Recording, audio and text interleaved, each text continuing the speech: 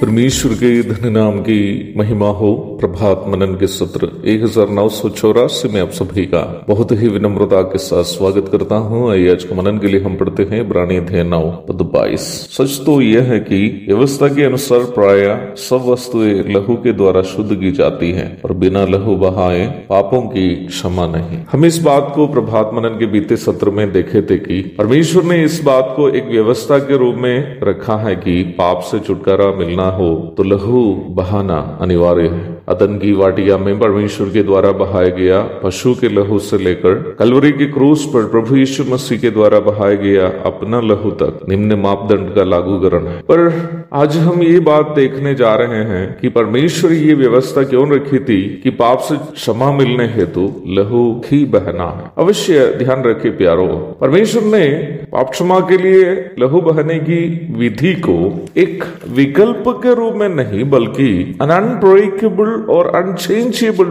Law अथवा एक ऐसी व्यवस्था के रूप में दिया है कि जो तोड़ी नहीं जानी चाहिए या बदली नहीं जानी चाहिए। आदम और हवा के पुत्र कैन और हाबिल के बलि अर्पण की सेवा में कैन का बलि परमेश्वर के द्वारा तिरस्कार किए जाने और हाबिल का बलि परमेश्वर स्वीकार करने का महत्वपूर्ण कारण भी बलि के संबंध में परमेश्वर के द्वारा रखा गया निम्न मापदंड ही है। परमेश्वर के द्वारा रखी गई इस व्यवस्था को कई नास्तिक तथा अपरिपक्व लोग इस प्रकार भी प्रस्तुत करने की कोशिश करते हैं कि बाइबल का परमेश्वर खून के प्यासा परमेश्वर है। ऐसी सोच अल्प ज्ञान का परिणाम है। परमेश्वर ऐसी व्यवस्था क्यों रखी थी कि लहू बहाए बिना पाप से छुटकारा नहीं है? इस प्रश्न का उत्तर बाइबल से ही ढूंढना जरूरी है। निम्न प्रश्न का उत्तर लेवी व्यवस्था 17वां अध्याय की 11वीं आयत में हम देखते हैं। वहां इस प्रकार हम पढ़ते हैं, क्योंकि शरीर का प्राण लहू में रहता है और उसको मैंने तुम लोगों को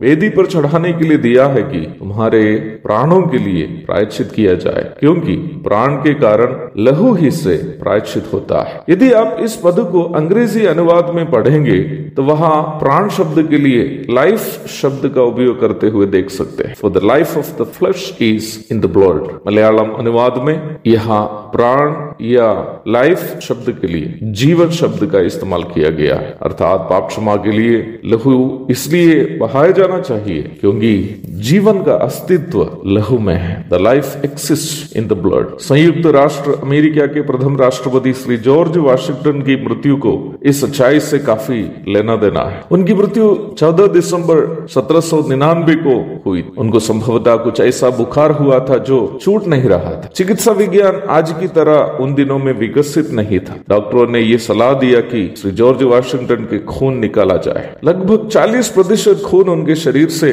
जैसे ही निकाला गया, अमेरिका के प्रथम राष्ट्रपति जॉर्ज वाशिंगटन दुनिया से चल बसे। मसीही होने का दावा करने के बावजूद बाइबल में अंकित परमेश्वर के वचन का पालन नहीं करने का परिणाम भी था श्री जॉर्ज वाशिंगटन की मृत्यु का एक महत्वपूर्ण कारण। पाप का परिणाम मृत्यु है, रोमी 6:23।